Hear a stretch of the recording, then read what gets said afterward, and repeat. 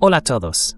Hoy es lunes, 1 de junio de 2026, y está con nosotros nuestro querido amigo, nuestro hermano, el coronel Shaq Booth. Bienvenido de nuevo, coronel. Hola y gracias por invitarme de nuevo a tu programa. Muchas gracias.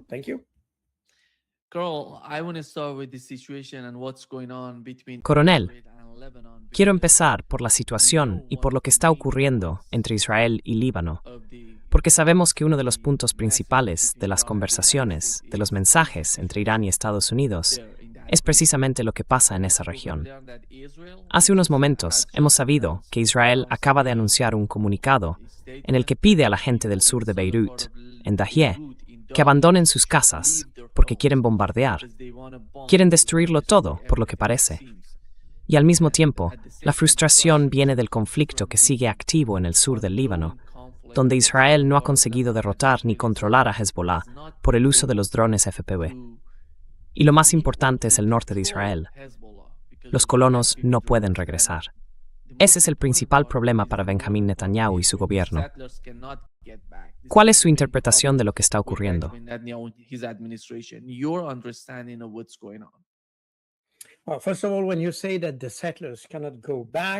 Bueno, para empezar, cuando dices que los colonos no pueden volver, eso es solo parcialmente cierto. Los colonos podrían haber vivido allí durante años sin ningún problema. El problema comenzó cuando los israelíes empezaron a invadir y ocupar la parte sur del Líbano, y eso fue en 1982. Más tarde, después de la no destrucción, sino el desplazamiento, porque el objetivo de la invasión de 1982 era destruir a la OOP, finalmente la OLP se trasladó a Túnez, y las cosas se calmaron en la frontera norte de Israel, dicho de forma muy sencilla. Y los colonos estarían muy tranquilos si Israel no atacara sin cesar la parte sur del Líbano. Así que eso es lo primero. Israel siempre intenta presentar a Hezbollah y a los libaneses como una entidad que reclama territorio israelí. Y eso es falso.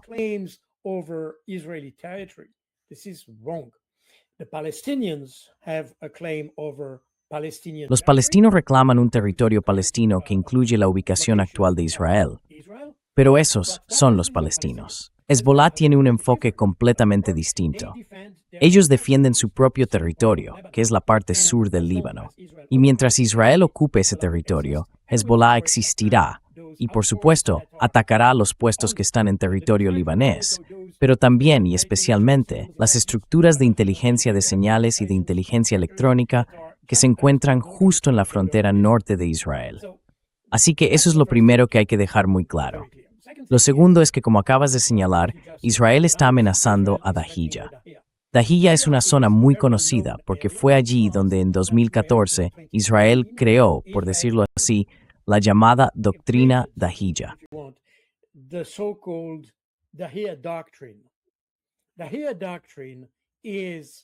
La doctrina Dahiya consiste en usar de forma deliberada una fuerza desproporcionada para asustar a la población, y por eso se ha hecho tan conocida. La idea es que cualquier cosa que afecte a las fuerzas israelíes o a Israel, incluso el incidente más pequeño, puede provocar una respuesta masiva y desproporcionada. En 2014, destruyeron por completo esa zona solo porque fueron atacados por miembros de Hezbollah. Y hay que recordar que esos ataques se originaron desde Israel, así que en esencia Hezbollah actuaba en defensa propia. Así que el ataque israelí a ese suburbio del sur de Beirut tiene, al menos en mi opinión, un valor simbólico, además de la dimensión humanitaria y humana que conlleva. Ahora bien, ¿qué hacen los israelíes?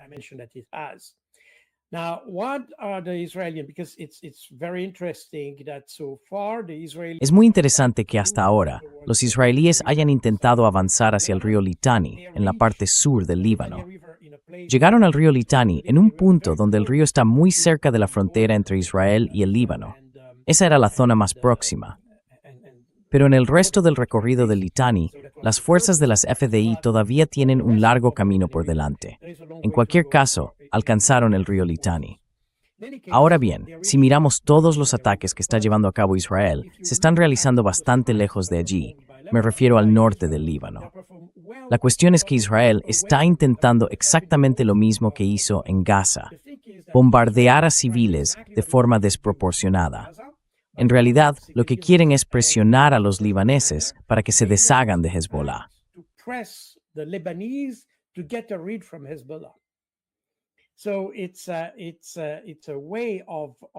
Así que es una forma de destruir y atacar a civiles libaneses, instalaciones médicas y cosas por el estilo, con el objetivo de provocar una especie de revuelta de los libaneses contra Hezbollah.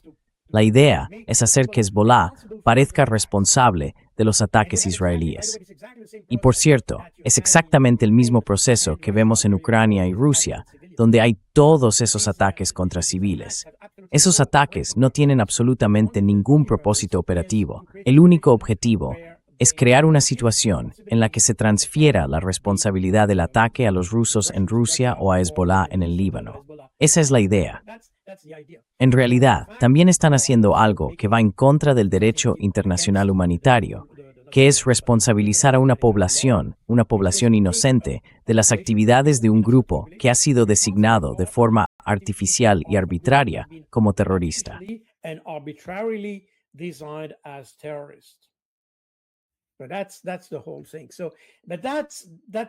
Pero ese es precisamente el punto. Eso es exactamente lo que han hecho los israelíes en Gaza. Es parte de la razón por la que, cuando los israelíes vieron que no podían obtener una respuesta clara de Hamás como tal, empezaron a bombardear a la población, con la idea de que la gente se volvería contra Hamás y culparía a Hamás de la situación. Y hoy tenemos exactamente la misma estrategia en Líbano. El problema es que, igual que en Gaza, por cierto, hay movimientos que resisten una ocupación. Y todo el relato de los israelíes gira en torno a hacer que la ocupación parezca legítima. Y eso es muy interesante, por cierto, porque si miras a los países europeos, bueno, en Estados Unidos es evidente.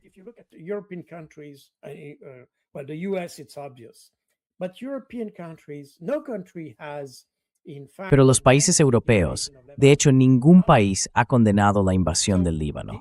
Ninguno. Así que desde el punto de vista europeo, la invasión del Líbano es legítima. Por lo tanto, Hezbollah no es legítimo, y por lo tanto Israel tiene derecho a bombardear a la población civil para que se vuelva contra Hezbollah. Ese es el tipo de razonamiento que tienen los israelíes. Y eso es algo que sorprende a las mentes, digamos, honestas. Pero curiosamente, ningún gobierno europeo ha reaccionado ante eso, aunque esa estrategia es bien conocida. Lo hemos visto, como te decía, en 2013 en Gaza, y lo hemos visto antes también, porque de hecho no es algo completamente nuevo. Eso ya ocurrió en Gaza mucho antes de octubre de 2023. Así que eso debe quedar absolutamente claro.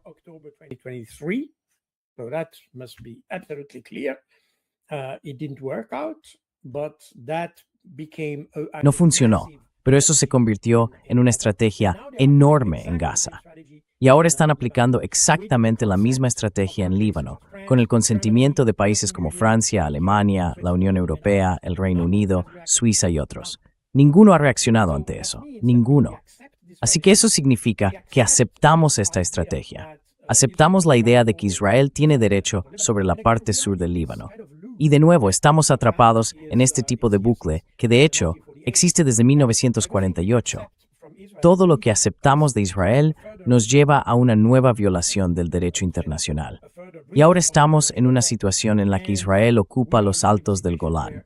Nadie, absolutamente nadie, ni siquiera Donald Trump, validó esa ocupación, pero es totalmente ilegal.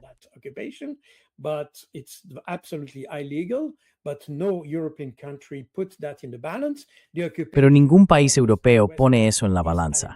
La ocupación de Cisjordania es ilegal, tal y como dictaminó la Corte Internacional de Justicia en julio de 2024. Ningún país europeo ha reaccionado a eso, ni uno solo. Y por cierto, la sentencia de la Corte Internacional de Justicia no se refiere solo a Cisjordania, sino a todo el territorio palestino ocupado, es decir, Cisjordania, Jerusalén Este y la Franja de Gaza.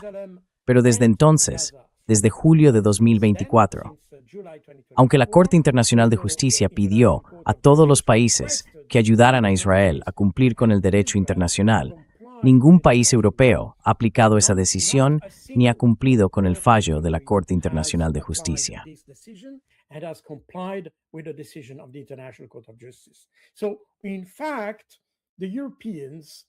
Así que de hecho, los europeos, y de nuevo, ya sabes, aquí hago una distinción entre Estados Unidos y los europeos. Estados Unidos, por alguna razón, tiene como estrategia nacional o como estrategia de seguridad nacional apoyar a Israel. Vale, de acuerdo. No digo que esté bien, pero esa es su estrategia. Así que significa que actúan de acuerdo con esa estrategia. Los europeos no tienen esa estrategia. Entonces, ¿por qué aceptan esta situación? Verás, no estoy exonerando a Estados Unidos, obviamente, pero al menos ellos tienen una estrategia coherente. Se les puede criticar por ello, y estoy totalmente de acuerdo con cualquier crítica a esa estrategia, pero al menos son coherentes. En cambio, los europeos ni siquiera son coherentes con lo que piensan. Siempre hablan de los valores europeos, del Estado de Derecho, del derecho internacional humanitario.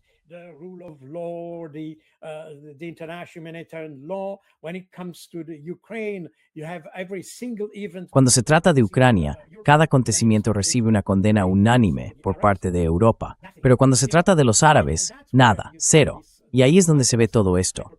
No es solo hipocresía, es perversión.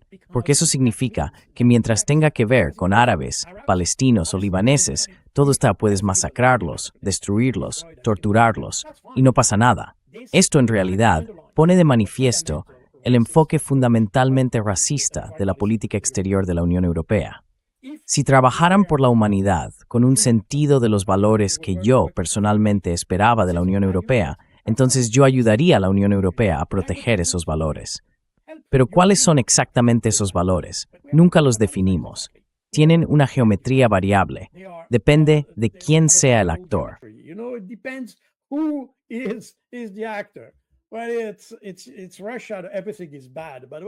Cuando se trata de Rusia, todo está mal. Pero si se trata de Israel, todo está bien. Y eso no puede ser. Los valores son los valores. Y esa situación personalmente me inquieta mucho, la ausencia total de una reacción europea. Soy europeo y por eso lo digo, por esa falta absoluta de respuesta de Europa ante esos crímenes de guerra. Si lo miramos desde la perspectiva de Estados Unidos, como decía, la protección y defensa de Israel forma parte de su estrategia de seguridad nacional. De acuerdo, pero ahora estamos en otra situación. Tenemos un escenario en el que debido al conflicto con Irán, la estrategia estadounidense debería centrarse en lograr más estabilidad en la región, probablemente también en estabilizar el mercado del petróleo, en estabilizar las relaciones en esta parte del mundo, incluida la relación entre Estados Unidos y sus socios árabes.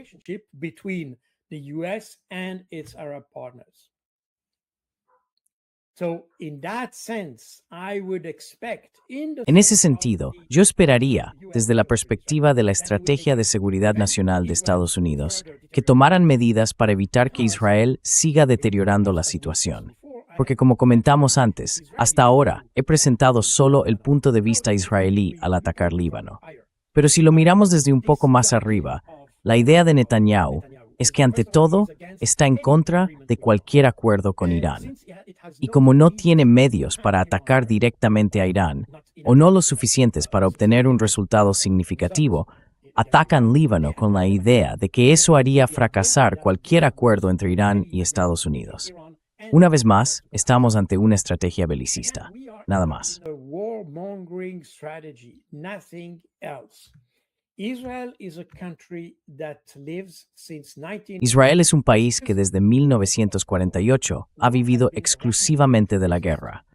La guerra ha sido la razón de ser del país. Y lo digo porque sin la guerra, probablemente no tendrían el apoyo material, militar, político o estratégico de Estados Unidos. Esa inseguridad artificialmente creada en Israel es lo que mantiene a los estadounidenses en la región. Y Netanyahu quiere ir un paso más allá. No quieren tener solo el apoyo político o el suministro de material militar de Estados Unidos. También quieren la presencia militar estadounidense en la región. Y por eso Israel pidió a Estados Unidos que atacara a Irán.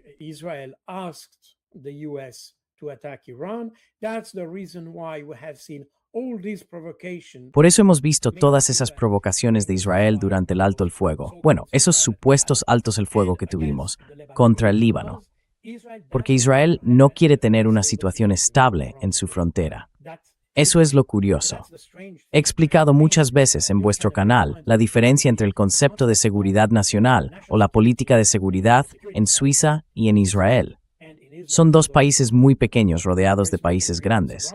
En Suiza, desde principios del siglo XX al menos, aunque podríamos remontarnos incluso al XIX, pero de forma oficial desde comienzos del XX, la política de seguridad suiza se basa en la estabilidad de su entorno, y su diplomacia trabaja para mantener una relación estable y constructiva con sus vecinos.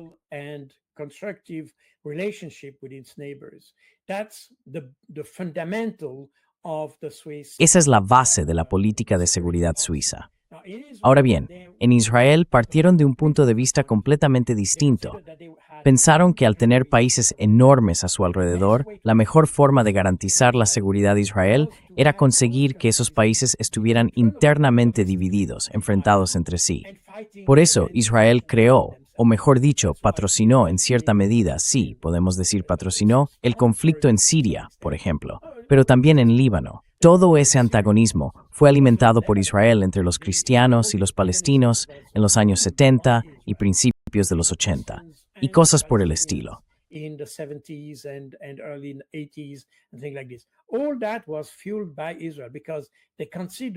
Todo eso fue alimentado por Israel porque consideraban que la inestabilidad de sus vecinos formaba parte de su propia seguridad. Es decir, es un concepto de política de seguridad completamente distinto al suizo. Por eso me sorprende tanto. Y también por eso puedo decir, como suizo, que Israel no va por el buen camino si quiere durar siglos. Suiza ha durado 700, casi 800 años, no 80, 800 años, perdón. E Israel, si quiere durar tanto tiempo, probablemente, en mi opinión, tenga que cambiar su forma de ver las cosas y adoptar una política que favorezca la estabilidad, el diálogo, la negociación y la diplomacia, en lugar de una política basada en la confrontación eterna y en crear caos a su alrededor.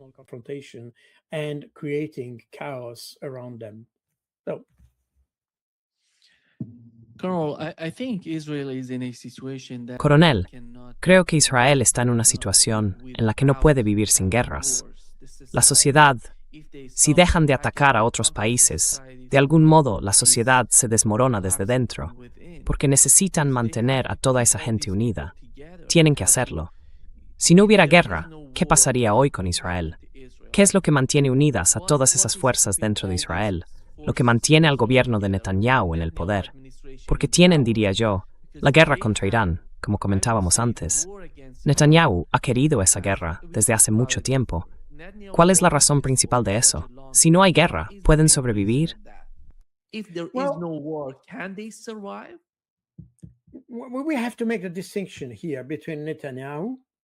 Tenemos que hacer una distinción aquí entre Netanyahu y su situación concreta. La situación particular es que está imputado y necesita mantenerse en el poder para escapar de la justicia.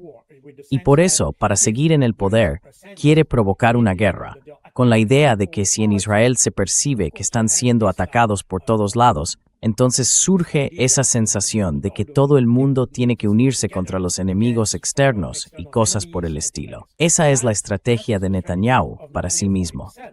Pero no estoy seguro de que eso sea, aunque en esa situación cuente con el apoyo del 80% de la población.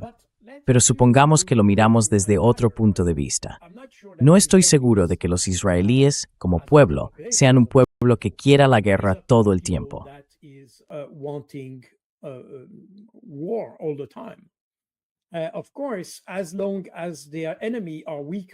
Por supuesto, mientras sus enemigos sean más débiles que ellos, así es como han vivido durante 80 años. Y está bien, porque cuando los demás son más débiles, puedes imponerte, y eso funciona. El problema es que hoy tienen enemigos, quiero decir, Israel tiene enemigos, que son más fuertes que ellos y probablemente más decididos a reaccionar. Y eso cambia la ecuación. Y de nuevo, dejando a Netanyahu a un lado, tomando un poco de distancia y mirando a Israel como país, como nación, ¿por qué sería la paz un problema para Israel? En esencia, no lo sería. Claro, tendrían que abandonar la idea del gran Israel, el Eretz, que aboga por una expansión del territorio israelí.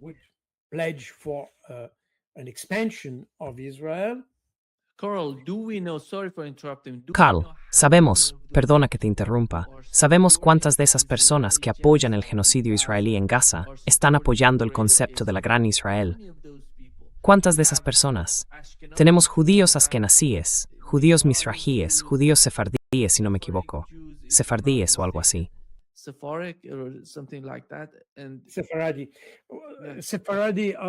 Sefardíes.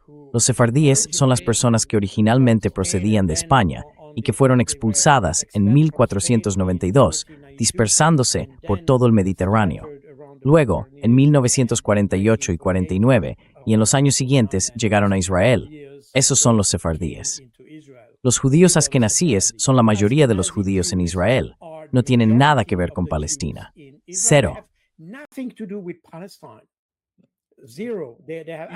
La mayoría de las personas que dirigen el gobierno o la mayoría de la gente en todo Israel.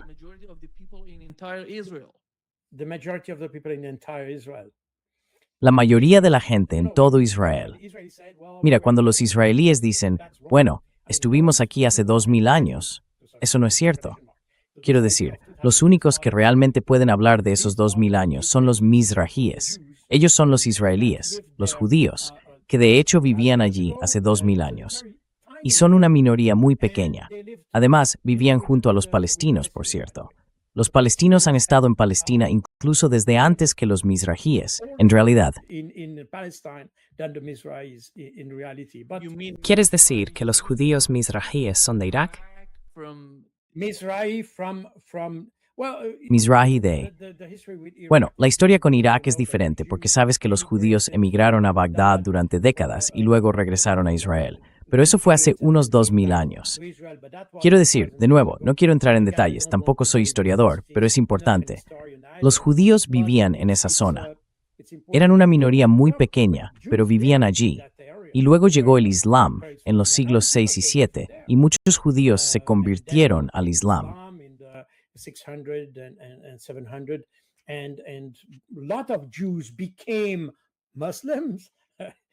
Entonces, Suez.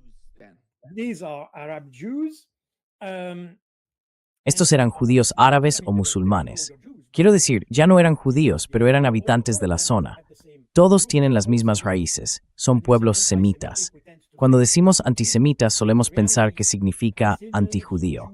Pero en realidad, los palestinos y los judíos, es decir, los judíos israelíes, son pueblos semitas. Estas personas se originaron en una región que no tenía fronteras definidas, el área entre Siria, Líbano, Jordania y parte de Egipto. Así que formaban parte de una misma civilización, o sociedad, o nación, dividida en tribus y cosas por el estilo. Pero los mizrajíes, básicamente, al igual que los palestinos, eran los habitantes originales, si puedo decirlo así. Los askenazíes no forman parte de los habitantes originales de Israel.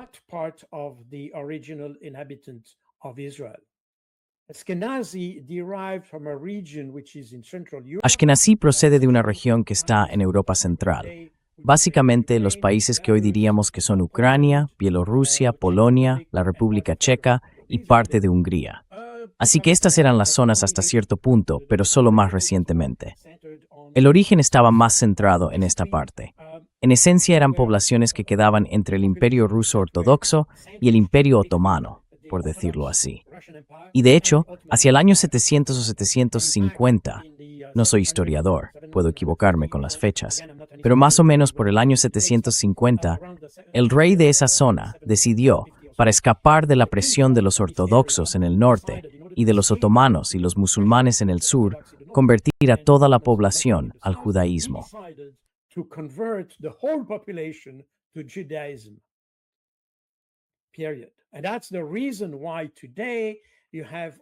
Y por eso hoy tienes a todos estos líderes. Mira a Netanyahu, Smotrich, Ben-Gvir, todos ellos, Shimon Peres, Golda Meir, Ben-Gurion, todos vienen de la misma zona que está entre Ucrania. Quiero decir, Golda Meir nació en Odessa, o sea, en Ucrania. Por ejemplo, Ben-Gurion era polaco, y creo que Netanyahu originalmente es de Bielorrusia. Así que estas personas no tienen nada que ver con los pueblos semitas de la Biblia. No tienen nada que ver con eso. Es algo completamente distinto. Tienen un origen totalmente diferente. Se convirtieron al judaísmo solo por razones políticas en el siglo y nada más. in the 8th century, but that's it. Now they claim the ownership. Ahora ellos reclaman la propiedad de ese territorio, pero en realidad no pertenecen a esos hijos ni a los descendientes de Abraham a quienes se les dio. En verdad, ni siquiera son el pueblo elegido. Y eso es lo interesante de esta situación. Hoy, casi el 80% de la población israelí procede de Europa Central o de Rusia, y creo que el ruso puede ser el segundo idioma más hablado en Israel. Así que esta idea de que esa parte del mundo les pertenece desde hace 2000 años es, digamos, una fantasía histórica, incluso desde el punto de vista bíblico, porque no formaban parte de aquello. Llegaron mucho después. Así que, en cierto modo, no comparten esa herencia. Pero eso también explica, en parte, la forma en que se comportan.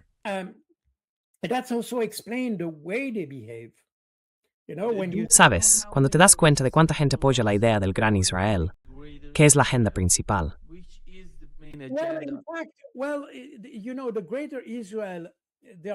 Bueno, verás, el Gran Israel.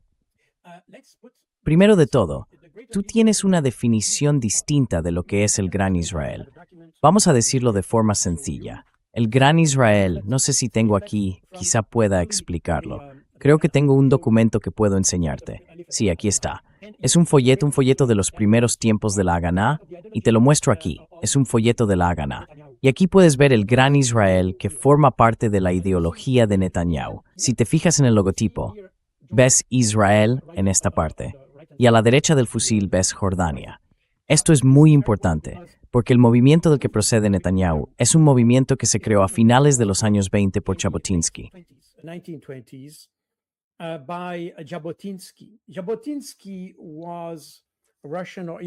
Jabotinsky era ruso, o incluso ucraniano, creo. Y fue quien creó el llamado movimiento sionista revisionista. ¿Y por qué revisionista? Porque a comienzos de los años 20, cuando los británicos recibieron el mandato para administrar Palestina, decidieron, aunque legalmente no deberían haberlo hecho, pero lo hicieron, entregar la parte de Palestina que entonces se llamaba Transjordania, y que hoy conocemos como Jordania, a los hachemíes. Los hachemíes eran una tribu que había sido expulsada de Arabia Saudí. Eran los responsables de la custodia de los lugares santos del Islam, como Medina y la Meca. Y después de una disputa que tuvo lugar a principios de los años 20, la familia Saud se convirtió en la guardiana de los lugares sagrados, y los hachemíes fueron expulsados de Arabia Saudí.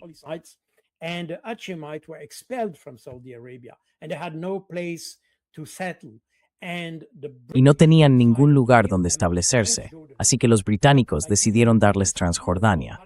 Pero al entregar esa parte de Palestina a los hachemíes, los británicos de hecho dividieron Palestina. Y Jabotinsky, con su gente, que por cierto en los años 30 contaba con el apoyo de Mussolini, incluso tenían una base militar en Civitavecchia, estaban muy cerca del movimiento fascista. Y decidieron, al crear este movimiento revisionista, que la idea de los revisionistas era obligar a los británicos a revisar su decisión de entregar Transjordania a los hachemíes y mantener Palestina como una entidad completa. Ese movimiento fue evolucionando, se estableció en Palestina y se convirtió en uno de los combatientes más virulentos contra los británicos durante la Segunda Guerra Mundial. Contra los británicos, ¿eh? No lo olvides. Against the British, remember? So I don't want to tell you from whom they were allies. No quiero decirte con quién eran aliados, pero estaban luchando contra los británicos. Y el Likud, la facción actual del Likud, que hoy dirige Netanyahu, proviene de ese movimiento. Eso significa que para ellos, el Gran Israel sería tener el Israel actual junto con Jordania. Esa es su visión, anexionar el territorio de la actual Jordania. Ese sería, digamos, el significado mínimo o una posible interpretación de la expresión Gran Israel. Pero hoy saben que no pueden anexionar Jordania. Así que lo que quieren es anexionar todo lo que esté a su alcance. Y por eso, la anexión del territorio palestino, la del Golán y la del sur del Líbano, forma parte de la definición actual de lo que llaman el Gran Israel.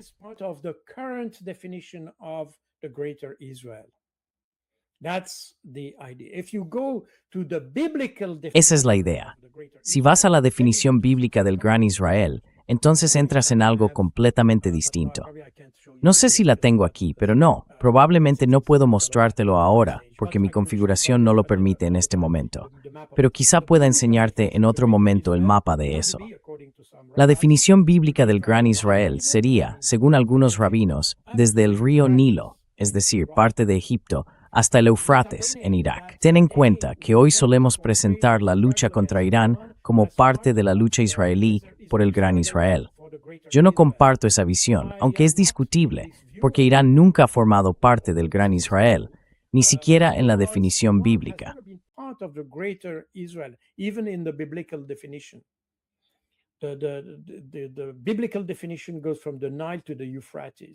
La definición bíblica va desde el Nilo hasta el Éufrates. Pero de nuevo, seguramente hay distintas interpretaciones sobre eso, y no soy lo bastante experto como para entrar en todos esos detalles. Ahora bien, la realidad es que, siendo realistas con los datos actuales, digamos con la situación actual, podemos decir que todos los territorios que han sido anexionados ilegalmente, subrayo esto, ilegalmente, por Israel desde 1948, forman ese pequeño Gran Israel, si se quiere llamar así. La ideología de Netanyahu diría que Jordania también debería formar parte de ese Gran Israel. Este es, diría yo, el contexto actual, solo para dejarlo claro. Y hoy, una gran parte de la población, procedente de los askenazíes, son en realidad los sionistas que apoyan a Netanyahu. La política de Netanyahu cuenta con alrededor del 80-82% de apoyo. Eso lo indican las encuestas realizadas en Israel.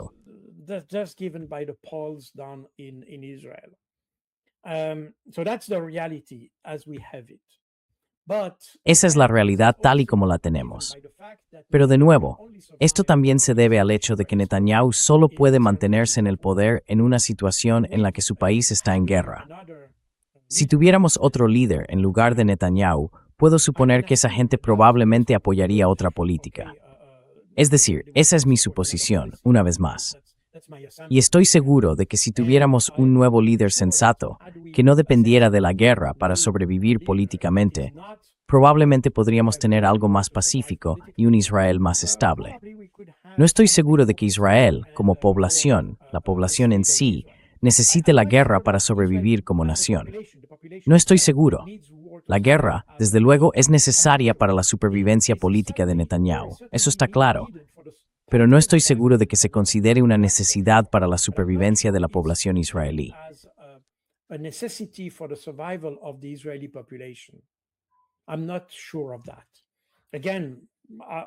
No estoy seguro de eso. De nuevo, es algo debatible y abierto a discusión, pero creo que el verdadero núcleo, la clave o el centro de gravedad de todo el problema, el centro de gravedad en el sentido clausewitziano, en términos estratégicos, es Netanyahu. Él es en conjunto el centro de todos los problemas de Israel. Y si Netanyahu desapareciera, probablemente se resolverían todos los problemas israelíes. Esa es mi opinión personal. Y estoy convencido de que, si tuviéramos otro líder, habría una posibilidad de que Israel pudiera hacerlo. Y espero, por cierto, que lo que estamos viendo hoy, porque las encuestas muestran que Israel está ahora, y hace poco se publicó el Índice de Percepción de la Democracia, junto con un estudio sobre la percepción de distintos países en el mundo, entre ellos Israel.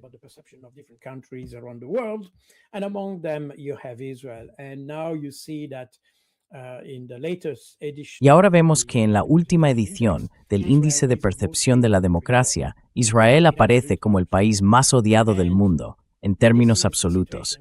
Y espero que los israelíes sean conscientes de eso.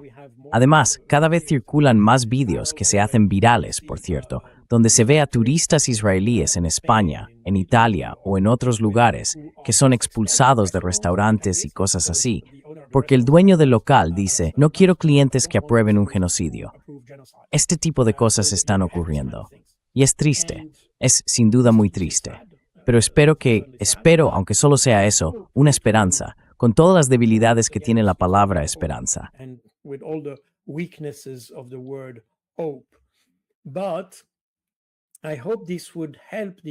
Pero espero que esto ayude a los israelíes a tomar conciencia de lo que están haciendo y a entender que lo que hacen, aunque lo consideren correcto, justo y legal, no es aceptado en el resto del mundo.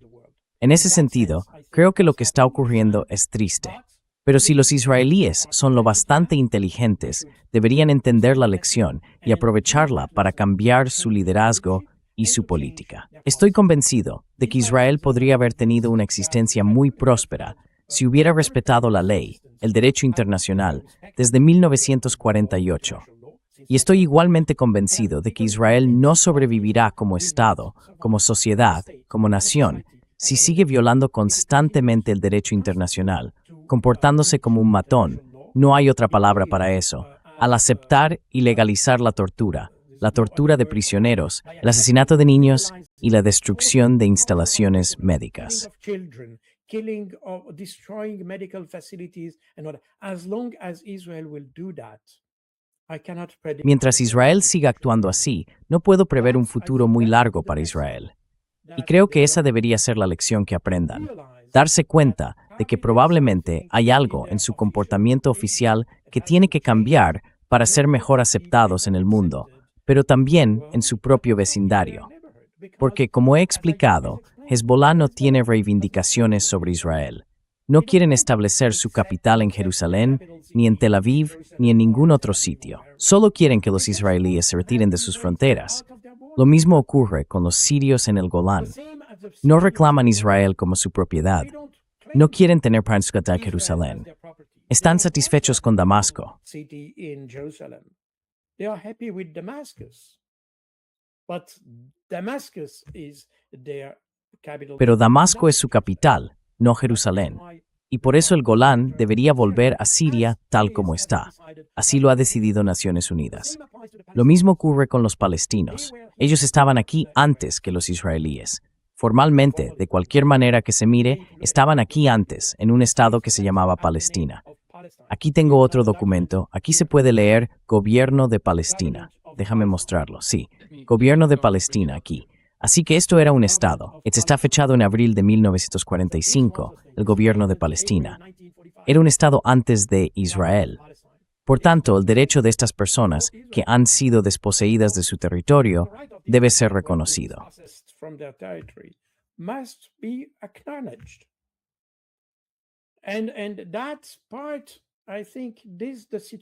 Y esa parte, creo, es la situación que conocemos en Oriente Medio desde octubre de 2023, que en realidad no es más que una prolongación de lo que hemos visto en los últimos 80 años.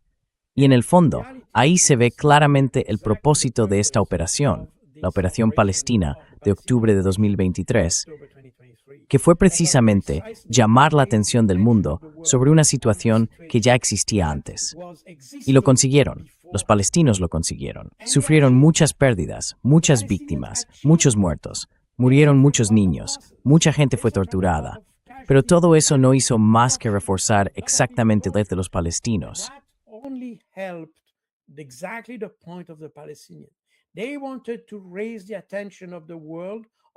Querían llamar la atención del mundo sobre su situación, y lo han conseguido por completo. El problema es que Israel entró en este ciclo de violencia y de hecho no pudo evitar seguir siendo violento. Y después de Gaza, sintieron que tenían que ocuparse de Cisjordania y luego de Líbano y cosas así. Porque esa es la triste realidad, que Israel necesita la guerra para que su régimen sobreviva. Pero insisto, el régimen, no Israel. O al menos, eso espero. Y eso lo que los israelíes tienen que entender. Eso es lo que el mundo ha comprendido ahora, que lo que ocurrió en octubre de 2023 no fue el comienzo de una guerra, sino solo una pequeña parte de una guerra que empezó hace mucho tiempo.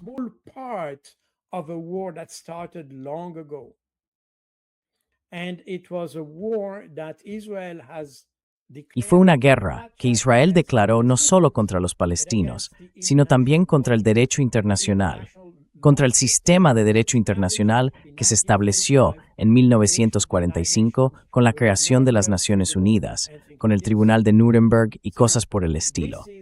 Así que esto es exactamente contra lo que Israel está luchando. Y ahora lo tienen, y eso requiere un esfuerzo colectivo.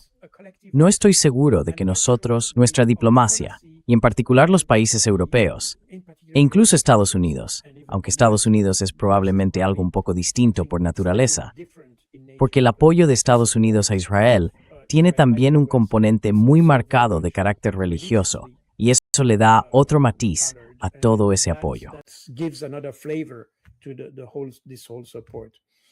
That's something we don't really have with Europe, and that's Eso es algo que realmente no tenemos con Europa, y ahí es donde veo el fracaso de Europa en esta situación.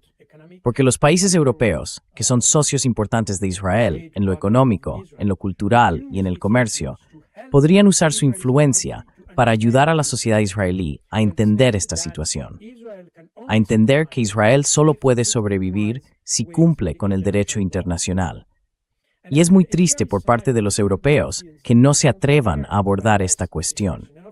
Y por supuesto, están todos esos países que participaron activamente en el Holocausto durante la Segunda Guerra Mundial, especialmente Alemania y Francia, porque fueron los más activos en promover el Holocausto. Los demás países, como se puede ver, España, Italia, son más críticos con Israel. are more critical towards Israel. Those who are not are those who feel guilty. Los que no lo hacen son los que se sienten culpables. Por eso, no se atreven a hablar con franqueza con Israel. Pero si entendieran lo que está en juego y comprendieran, educaran o intentaran educar a los israelíes para que respeten el derecho internacional, eso ayudaría a la supervivencia de Israel. Curiosamente, no lo están haciendo en absoluto. Incluso diría, de forma provocadora, que fueron antisemitas durante la Segunda Guerra Mundial y que siguen siéndolo, porque todo lo que hacen contribuye a que Israel siga siendo odiado. No intentan evitar ese odio, porque como he dicho muchas veces, creo que ya no estamos en esa idea de antisemitismo, en la definición tradicional de antisemitismo. El antisemitismo básicamente es ser antisemita, y como he dicho, los palestinos son semitas y los israelíes también son semitas. Palestinians are Semitic and Israelis are Semitic. Anti-Semitic theoretically. Teóricamente, el término antisemita debería referirse tanto a los palestinos como a los israelíes. En ese sentido, los europeos serían antisemitas, al 100%. Pero supongamos que el antisemitismo se refiere solo a los judíos, que es la definición más aceptada. El antisemitismo es una forma de racismo que se dirige básicamente al odio hacia las personas por lo que son, no por lo que hacen. Si eres de color negro, del color que sea, o judío, o hindú, o cristiano, o lo que sea, eso es lo que eres. El racismo se dirige a lo que eres, no a lo que haces. Y según mi propia interpretación de las variantes actuales, por así decirlo, del antisemitismo, no estoy seguro de que la gente odie a los israelíes por ser judíos. Los odian por lo que hacen. They hate the Israelis because of what they do. They hate the Israelis because of their behavior. Odian a los israelíes por su comportamiento, no porque sean judíos. Y creo que nadie, bueno, probablemente hay algunas personas que odian a otros solo porque son judíos o solo porque son musulmanes. Eso, sin duda, existe. Pero cuando hablamos del aumento del antisemitismo que hemos visto, sobre todo después de octubre de 2023, no tiene que ver con el hecho de que los israelíes sean judíos. Tiene que ver con que los israelíes se comportan mal. No estoy diciendo que si los israelíes se comportaran mejor, el antisemitismo desaparecería por completo. Pero al menos eliminarías esa parte de lo que llamamos antisemitismo, que en realidad es antisionismo. Porque el sionismo no es lo que uno es.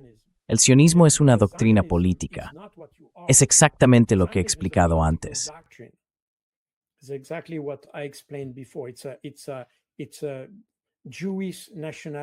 Es una forma de nacionalismo judío, si quieres. Probablemente esa sea la mejor manera de decirlo. Igual que el islamismo es una doctrina nacionalista del Islam para los musulmanes. Así que el nacionalismo musulmán es el islamismo y el nacionalismo judío es el sionismo. Podemos simplificarlo así, aunque en realidad es un poco más complejo, porque también existe el sionismo cristiano. Entonces, si eres antisionista judío o antisionista cristiano. Ya sabes, hay personas como Joe Biden, por ejemplo, que él mismo dijo que era un sionista cristiano. Así que cuando alguien es antisionista, es antisemita, no es antisionista. Are you anti-Semitic? No, you're anti-Zionist. So basically that means you are against a doctrine. Básicamente, eso significa que estás en contra de una doctrina, estás en contra de una postura política, Esa es la lógica detrás de todo esto. Por eso creo que la idea de confundir el antisionismo con el antijudaísmo es totalmente equivocada. Son dos cosas distintas. El antisemitismo consiste en estar en contra de esas personas por lo que son. El antisionismo, en cambio, tiene que ver con la doctrina que gestiona o utiliza el gobierno israelí. Y de nuevo, todo está relacionado con el comportamiento de Israel, no con lo que son. Por supuesto, pueden decir que son brutales, y lo son, así que podemos debatir sobre eso.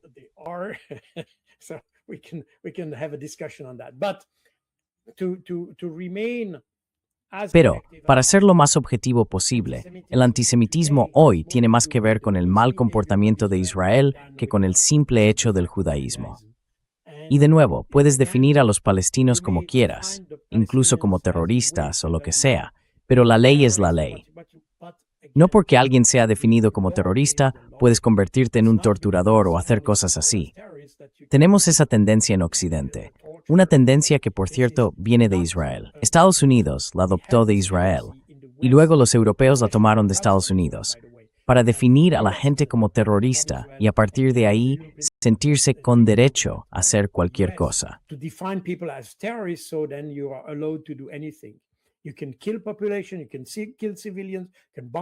Puedes matar poblaciones, puedes matar civiles, puedes bombardearlos, puedes hacer de todo, puedes usar la tortura, puedes usar lo que quieras, siempre que esas personas estén definidas como terroristas. Por eso tendemos a definir quién es un terrorista. Y curiosamente, somos nosotros en Occidente quienes lo hacemos. Por ejemplo, los franceses han decidido que los guardianes de la revolución en Irán, el IRGC, sean considerados una organización terrorista, porque eso te permite hacer cualquier cosa. Entonces puedes hacer lo que quieras. Ahora, Irán ha definido también a las Fuerzas Armadas francesas como una organización terrorista, lo que significa que, en teoría, un soldado francés podría ser considerado un terrorista. Y la palabra terrorista no tiene ningún valor internacional.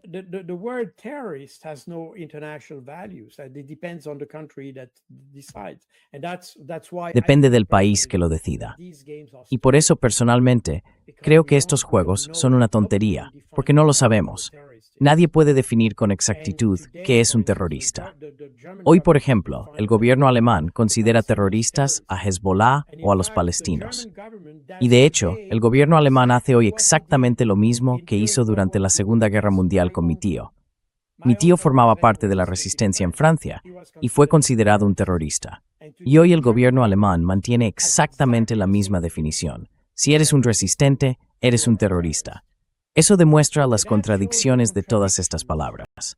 Deberíamos deshacernos de todo eso.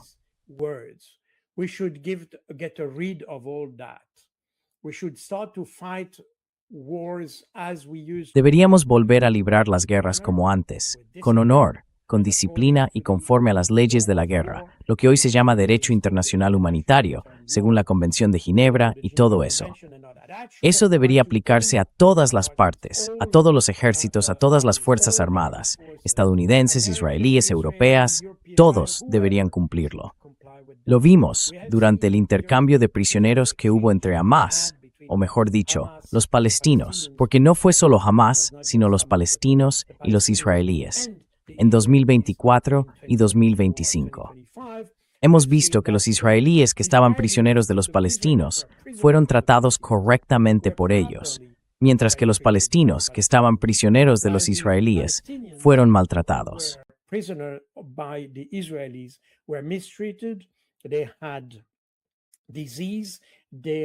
Tenían enfermedades, habían sufrido heridas durante su detención, habían pasado hambre y todo eso. Nada de eso ocurrió con los israelíes que estuvieron bajo custodia de los palestinos. Al contrario, estaban bien alimentados, aunque claro, había escasez de comida provocada por Israel, por cierto.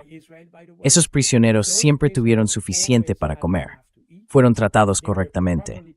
Los palestinos los protegieron, a diferencia de lo que pasó en el otro caso. Así que vemos que se puede llamar terroristas a los palestinos, pero también vemos que se comportaron mejor que los israelíes. Y creo que eso muestra dónde está el sentido del honor. En mi opinión personal, los palestinos probablemente sufrirán muchas más bajas, muchas más muertes que los israelíes. casualties, fatalities than the Israelis. But they fight with honor. While the Israelis Pero ellos luchan con honor. Mientras que los israelíes probablemente maten a más gente, ellos no luchan con honor. Como militar, eso me parece algo extremadamente importante. La forma en que ganas, la forma en que pierdes, es igual de importante. Puedes perder con honor y ganar con deshonor. Y eso es exactamente lo que vemos en el sur del Líbano y lo que vemos en Palestina. Y eso, en mi opinión, es algo muy preocupante, porque al final del día, los israelíes son europeos, y vemos que los europeos se comportan exactamente igual que los israelíes. Nunca condenan a los israelíes, actúan de la misma manera. Los llamados valores ya no son valores, son solo excusas políticas para hacer algo o para no hacerlo, y nada más.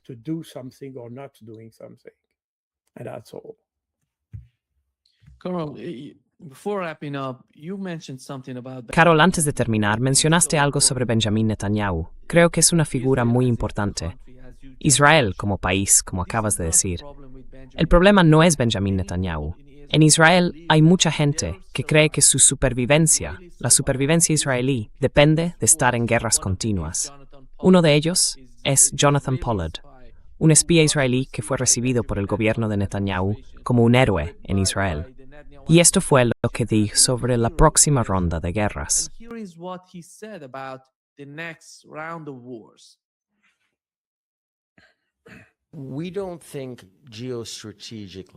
No pensamos de forma geoestratégica.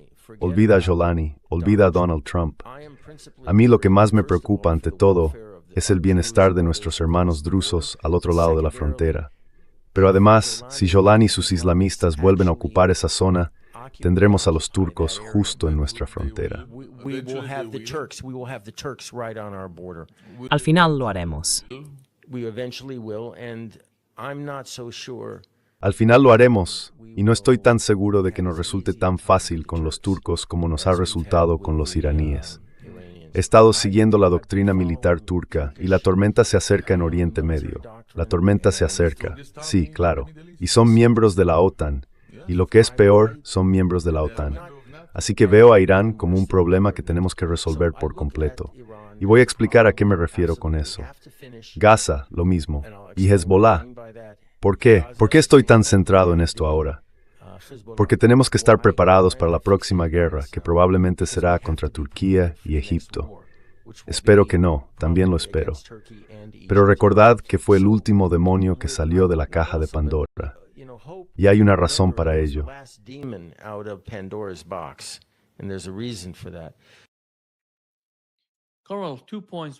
Carol, dos cosas. Una dijo que que él va a hablar de esta situación con Irán.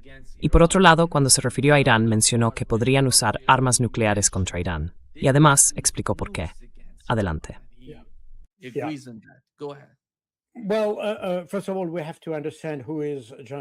Bueno, antes que nada, tenemos que entender quién es Jonathan Pollard. Solía formar parte de la comunidad de inteligencia de Estados Unidos. No era judío, por cierto, y trató de traicionar a los estadounidenses, entregando documentos sensibles e incluso secretos a la inteligencia israelí durante los años 70 y 80. Al final, fue identificado, arrestado y condenado a cadena perpetua, porque básicamente era un traidor, punto. Y lo hizo por su cuenta. No era un espía como tal. Era simplemente un tipo que entregó secretos comerciales a la inteligencia israelí. Se convirtió al judaísmo estando detenido, por cierto. Así que no era judío antes, se hizo judío después. Y parte de la idea de convertirse al judaísmo fue pedir o permitir que Israel pidiera a Estados Unidos que lo liberara.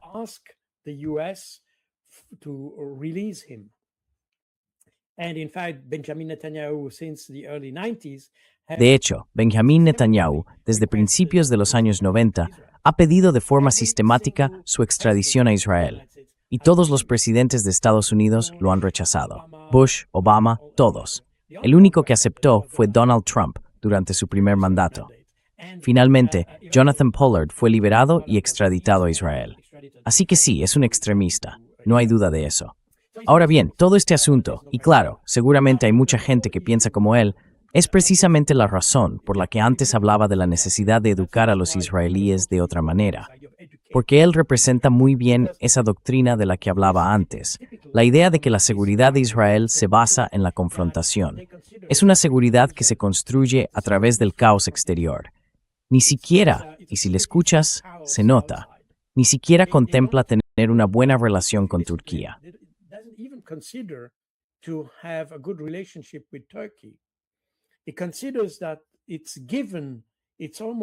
Él considera que es algo dado, casi como si fuera algo dado por Dios, que Turquía los odie, que Irán los odie, que todo el mundo odia a Israel. Pero esa no es la realidad. No es un hecho inevitable que la gente odie a Israel. La gente odia a Israel porque Israel se ha comportado mal. Recuerda que en los años 90, Turquía era probablemente uno de los principales aliados de Israel. En los 80, Irán era uno de los principales aliados de Israel.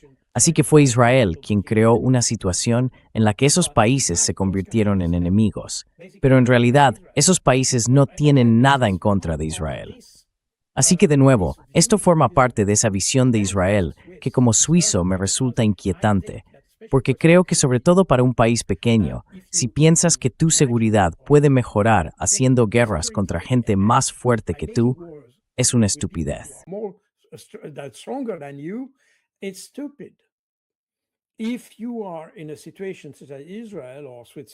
Si estás en una situación como la de Israel o Suiza, la mejor forma de tratar con tus vecinos es intentar mantener buenas relaciones. Ellos nunca lo intentaron, nunca lo hicieron, y aun cuando tenían buenas relaciones, llegaron incluso a bombardearlos, a matar a personas que no les gustaban y cosas así, en lugar de cooperar con ellos.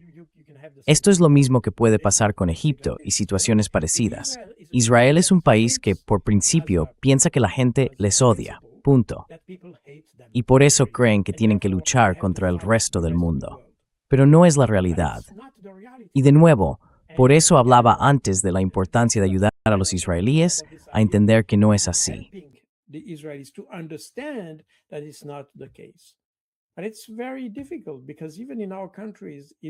Pero es muy difícil, porque incluso en nuestros países, los israelíes tienen esa sensación de que todo el mundo está en su contra.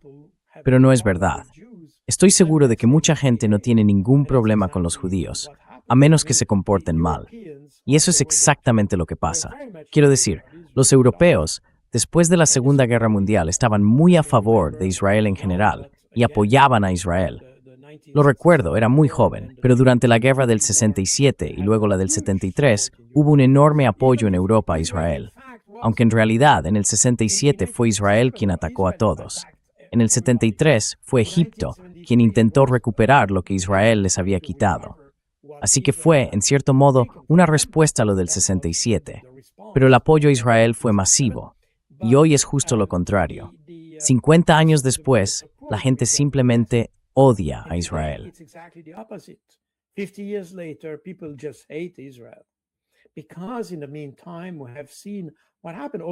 Porque mientras tanto, hemos visto lo que ha pasado.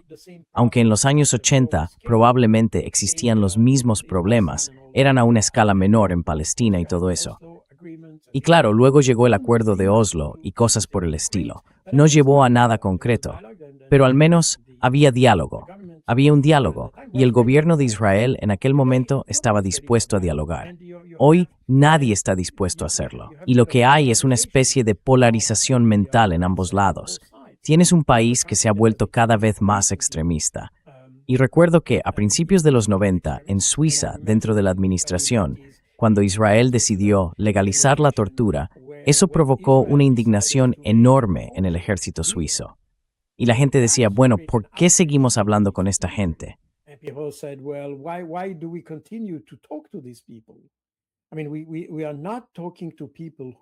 Quiero decir, no estamos hablando con gente que legaliza la tortura. Eso es precisamente contra lo que luchó Suiza. Entonces, ¿por qué aceptamos eso de Israel? Y desde entonces la situación ha sido aún peor. Y claro, estos son los 30 años en los que Netanyahu ha estado en el poder de forma casi continua. Esa ideología que representa Netanyahu, que como expliqué antes, es una forma de sionismo revisionista, probablemente la variante más extrema del sionismo, en realidad está perjudicando a Israel. Y eso, en mi opinión, debería ser comprendido por los propios israelíes, para que puedan ajustar su comportamiento y entender que el gobierno que tienen no los protege. Lo que hace es crear más incentivos para que el resto del mundo los ataque. It creates more incentive for the rest of the world to attack them.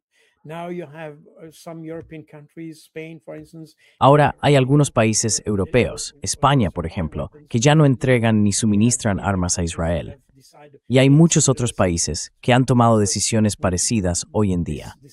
Así que esta política actual de Israel en realidad está perjudicando a Israel.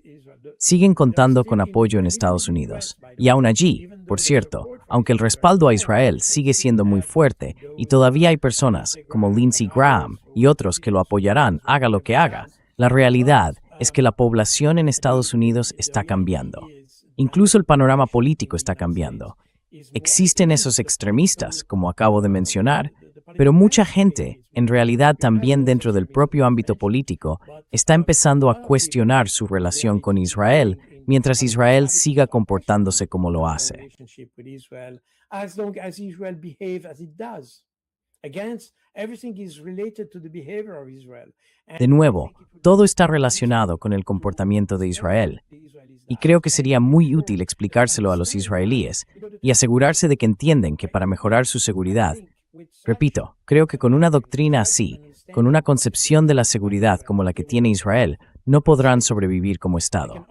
Solo podrán hacerlo si comprenden que una política de seguridad se basa, sea cual sea el país, en dos pilares: la diplomacia, la política exterior y el ámbito militar. Pero primero hay que recurrir a la diplomacia. Primero hay que recurrir al diálogo. No hemos hablado tanto de Irán, pero si uno mira lo que realmente está en juego entre Israel e Irán, bueno, en el fondo no hay nada. Está vacío. Israel afirma que Irán tiene armas nucleares, pero Irán dice, no tenemos ninguna y no tenemos intención de tenerlas.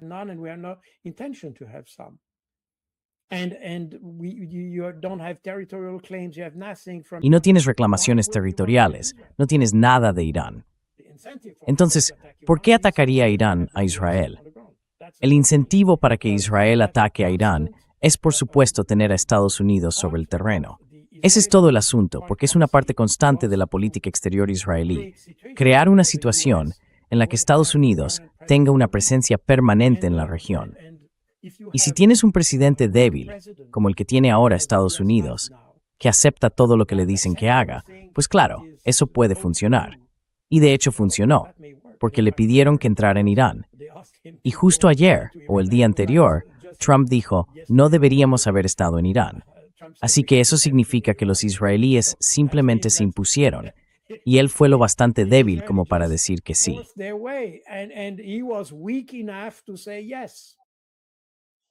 Sí,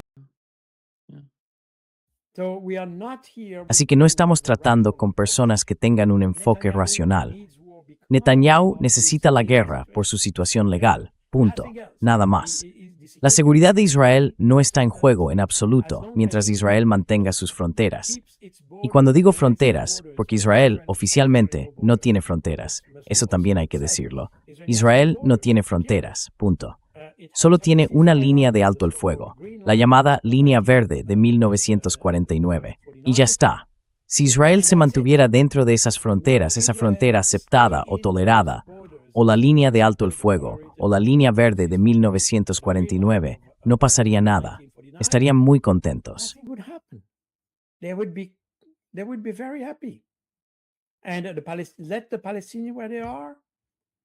¿Y dónde están los palestinos en todo esto?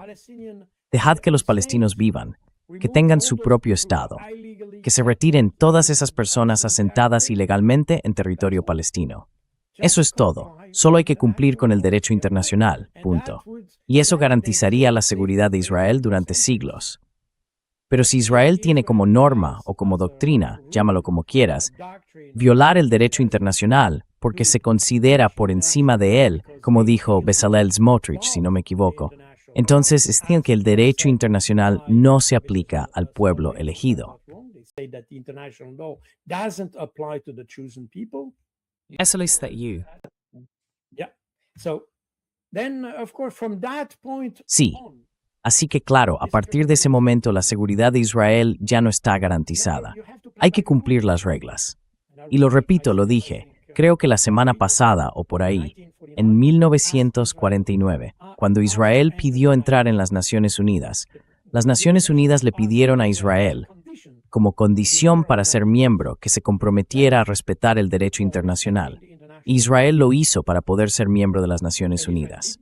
Hoy vemos que, con todas las resoluciones que subrayan que Israel no ha respetado ese compromiso, hay quienes, por cierto, han argumentado que Israel podría ser expulsado de las Naciones Unidas por esa razón, porque asumió un compromiso. Y la presencia de Israel en las Naciones Unidas es de hecho condicional. Es condicional, no es absoluta. It's conditional. It's not absolute.